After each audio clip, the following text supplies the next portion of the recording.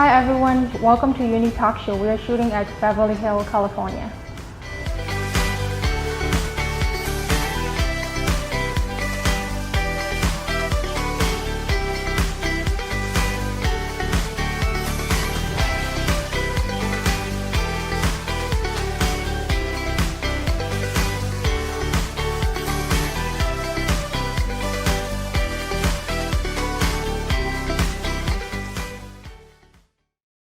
Hi. Hi, how's it going? Everything's good. It's How are been you? a while. I'm great.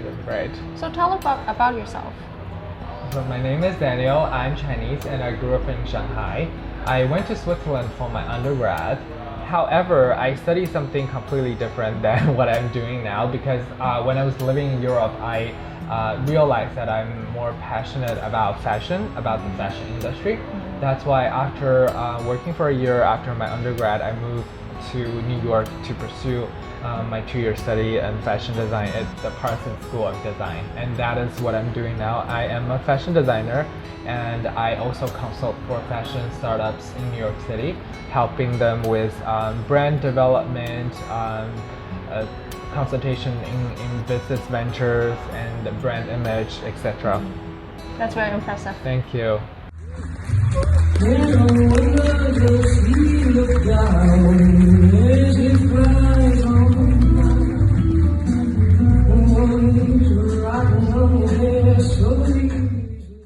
So what do you enjoy doing in life? Well, I mean, besides what I do for my work, the creation, the designing, I really do enjoy hanging out with my friends. I think my friends are, they are a really big source of joy and happiness in my life. And I enjoy cooking a lot, especially right now. I love the nature. I like traveling. I like going to the beach. I like going to the mountains. I think that's where a lot of my inspiration come from because I get a lot of ideas when I'm traveling and when I'm in the nature. And also I'm a big movie fan. I watch a lot of movies. So most of your work in design comes from the nature inspiration, would you say?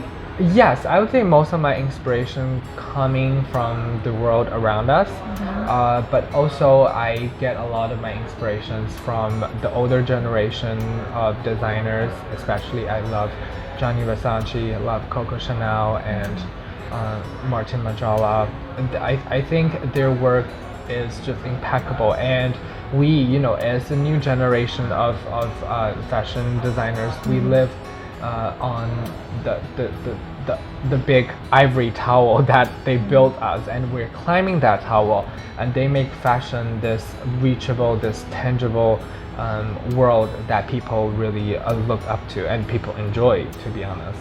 Okay, I see. Yeah. So can you share us about your education journey? Yes, of course. So I went to Switzerland for my undergrad. I studied hotel management at college, which is not really related to fashion design. But when I was studying in Europe, you know how easy it is to travel around Europe. You just hop on the train and you get to Milan in a couple hours, or you can take an EasyJet and get to London for like €6, which is crazy. And when I was traveling to these fashion capitals, I realized that my true passion lies in creativity, in design. That's why after I finished my undergrad, and then I decided to come to New York to study at Parsons School of Fashion for fashion design. So how long have you been living in New York? I've been living in New York for 5 years now. Yeah, it's been a while. The Parsons School of Design, I know a lot of famous designers go to that school. So what classes are you taking right now? So when I was at Parsons School of Design, I took so there are theoretical classes and there are more hands-on practical classes. I like both. Some people might like one better than the other, but I think both the knowledge and the practices are important to fashion designer. So for the academical parts we have fashion history, textile science, and all these things that you open a textbook and you learn about all these knowledge, all these history of fashion. And on the practical side, we have pattern making, draping, sewing, which we actually use fabrics and muslins to drape a garment and then to sew them under sewing machine. And we also have classes where you have to do sketches, where you have to paint, where you probably have to even create your own textile, own fabric, which was really, really fun. Yeah. They complement each other. They do. And you know, like so our students come from all different sorts of background, and by working with people, you know, some people from India, some people from China, from Asia, some people from North America, some people from Latin America. Then from all these cultural and all these you know, different diversities of backgrounds, you really learn a lot from each and everyone. Quite an experience. Yes, it was. Is there any advice for a younger generation who wants to go to your school, Person School of Design? Yes, I had a lot of prospective students or applicants coming to ask me about the school, and a lot of them are worried, like, oh, I don't have any experience, or I don't have any background in fashion, or I don't know how to draw. Can I still apply for the school? Can I still be a fashion designer? I think what I always tell them is that try to receive and accumulate these knowledge, information in your daily life. For example, you know, you can open a magazine, you can start reading magazines, right? You know, read about fashion companies, read about fashion designers. When you go to a shopping center, when you go to a boutique, you can take a closer look at fabrics and the silhouettes, how designers think, what are their process when they are making a garment, what's fabric that's on trend. So I think for these things, you don't really need to have a background to learn. You just have to have the passion. You just have to have an eye to discover what is around you. And that would always be useful one day when you actually become a fashion designer. That's a great advice. Thank you. How have the pandemic changed your life and work? Same answer as last question, good and bad parts. So the bad parts that happened was that we had a couple trade shows and presentations and photo shoots scheduled in April and in May. We had to cancel all of them. We booked the models, we booked the photographer, but we had to cancel them because, you know, everybody was under lockdown. The good thing about it is that I am more at control of my pace of working and living.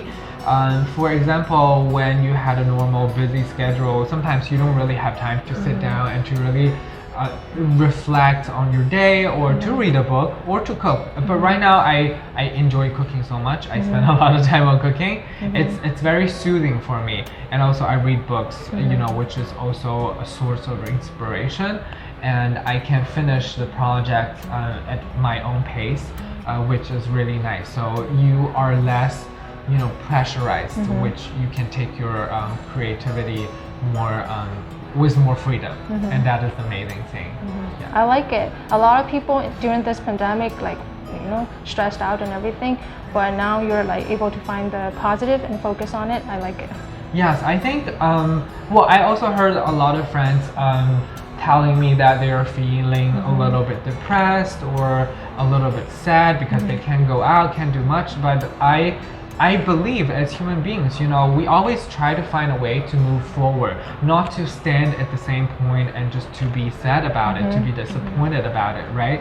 So I think even we are all under a very difficult situation here, and we need to find a way to make our own lives better, just by little steps. Totally agree with you. Yeah. So what should we as a society focus on post-pandemic? I think we should really focus on how to treat our planet better as a human race. Because as a fashion designer, one of my biggest focus is sustainability and environmental friendliness.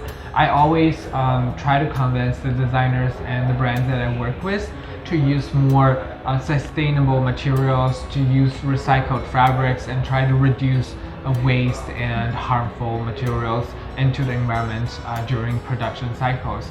I think it shouldn't have taken a pandemic for us human beings to realize that we had harmed our Mother Earth. You know, nature needs to take a breath, and we need to give it a time to heal, right? So if we had been more peaceful with wildlife, probably this virus wouldn't even have come to human bodies. So I think that's my big revelation. I'm totally with you on this. Yes. Thank you. So what is your overall advice for our Unique Talk Show's audience? Well, as I mentioned in my last question, I think one big thing that we can all do to contribute to is to protect our Mother Earth, to be gentle to our environment. You know, small things, recycle, reuse, focus on environmental friendly and animal cruelty free brands, consume less products that are fast fashion or made out of plastics, PVCs, all these crude oil products, byproducts. They're not good for the environment. And when you do shopping, not just fashion, you can be more conscious about your choices, right? And another big thing that I would say to the younger generation is that you always have time and opportunity to learn and to improve yourself.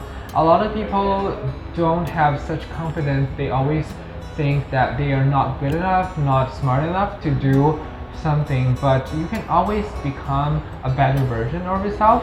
Like, you can start reading today, you can start watching a documentary on Netflix about Coco Chanel or about Dior, and you can take some inspiration from that. You know, maybe you're not gonna become Christian Dior or Karl Lagerfeld or Coco Chanel, but you can make your own dream come true. You can still be a good fashion designer, even if you don't have, the same acclaimed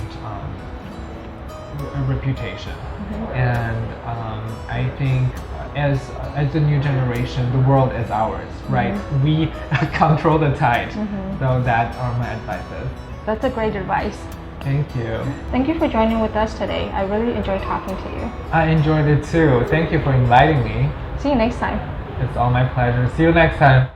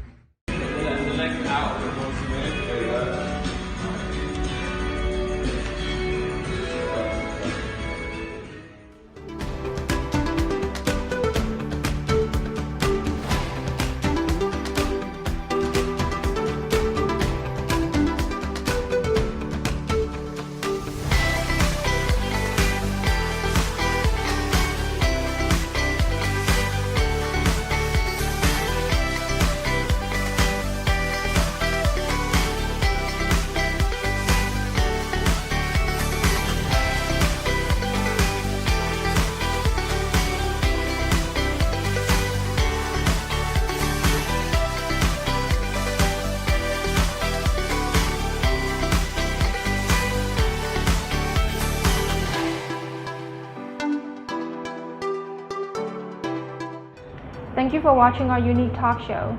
Please like, share, and comment. See you next time.